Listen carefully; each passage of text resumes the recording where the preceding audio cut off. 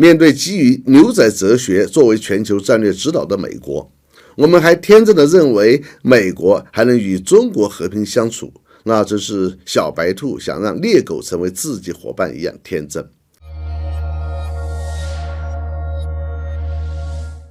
大家好，欢迎来到罗富强观察室。本期我们聊的话题是，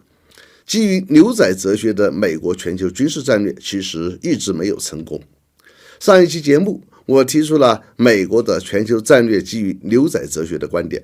论述了美国全球战略基于牛仔哲学的历史形成过程、基本特征以及获取的成果。本期节目重点谈谈牛仔哲学作为指导思想的美国全球军事战略成败。短暂战争是美国基于牛仔哲学得出来的一种战争目标，其实就是两人之间的短暂枪战，一人很快倒下，另一人取得胜利。美国长期以来一直专注于一场短暂而决定性战争的想法，其痴迷可以追溯到该国的建国历史。1861年的美国南北战争，华盛顿认为只要一场战役就会很快结束，没想到打了5年，成为美国历史上最血腥的内战。1898年的美西战争，美国希望几天就能结束，没想到打了4个月。1950年的朝鲜战争，麦克阿瑟向美军承诺在圣诞节前结束战争，官兵们将回家过节，结果打了3年。1961年的越南战争，美国一打就是15年，最终灰溜溜的撤军。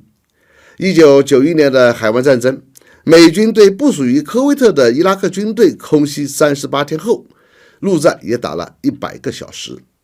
2001年的阿富汗战争，美军认为不会超过5个月，但实际上一打20年，成为美国历史上最长的战争，最后还是狼狈撤军。2003年的伊拉克战争，当时美国防长拉姆斯菲尔德认为1周推平伊拉克，没想到打了41天，此后一直打了10几年，至今并未完成完全撤军。美国也有成功的短暂战争，比如对格林纳达和巴拿马，但这些国家都属于袖珍国家，国家实在太小，国力极其贫弱。总的来说，美国人对战争的看法可以被描述为一种牛仔哲学，像牛仔走上街头，谁第一个先拔枪开火，谁就马上获胜。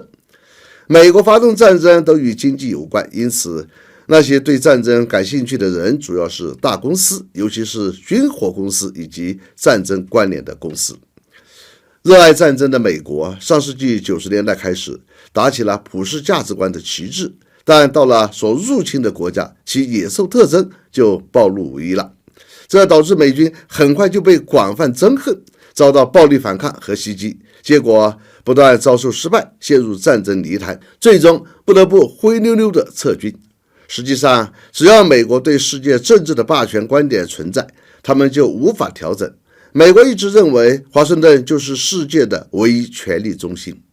这就是当代美国的牛仔哲学世界观。但现在中国以及全世界很多国家的同步发展，正在打破美国一家独大的单极霸权世界。美国肯定是世界第1强国，但美国树立这个强大地位是半个多世纪前美国政府的主要功劳。最主要的机遇得益于第2次世界大战后期才参战以及胜利奠定的实力和地位，得益于2战前的强国德国和日本的战败，日不落帝国英国的急速衰落，还得益于当时的美国政府具有先见之明，把2战期间和战后大量顶级人才收纳到了美国。盛极而衰是历史规律，今天的美国虽然还没有真正开始绝对的衰退，但相对的衰退却很快速。这是因为中国、印度等新兴国家正在崛起，已经开始严重削弱美国的霸主地位。世界普遍认为，中国必将在未来几年就能超越美国的经济总量，那时候美国就会失去霸主地位。这也是美国当下歇斯底里反华的根本原因。面对基于牛仔哲学作为全球战略指导的美国，我们还天真的认为美国还能与中国和平相处，那真是小白兔想让猎狗成为自己伙伴一样天真。好，本期话题就到这里，我们下次见。